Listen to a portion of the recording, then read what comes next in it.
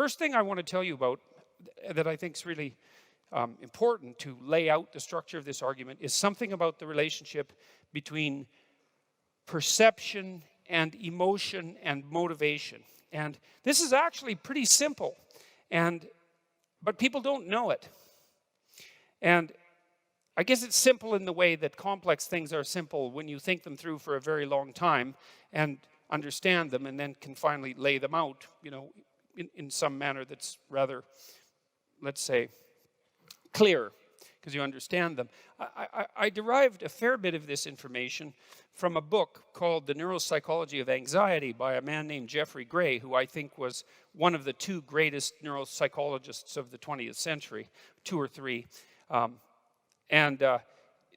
His Neuropsychology of Anxiety, which is on my list of recommended books, by the way, on my website, it's a really hard book. It took me like 6 months to read that book, and all of it was painful. And the reason for that was, books are interesting. Some aren't. Often I dog-ear the pages of books that I'm reading if I find a line or something, that I'd like to remember that I think is important. And, I have some books on my shelves that pages are dog-eared double because there was a really amazing thought on one page and there was a really amazing thought on the other page, the facing page. And so the whole damn thing is just nothing but dog ears. And then there's other books where there's zero. When I read Nietzsche, for example, there was lots of dog ears on Beyond Good and Evil, which is a great book. And Nietzsche actually, he came up with the most arrogant statement anybody ever made about himself as an author, which is really quite impressive. To come up with the most arrogant statement, that's really something. And he was great at coming up with one-liners, philosophical one-liners. He said, I can write in a sentence what it takes other people a book to write. And then he said, that they can't even write in a book.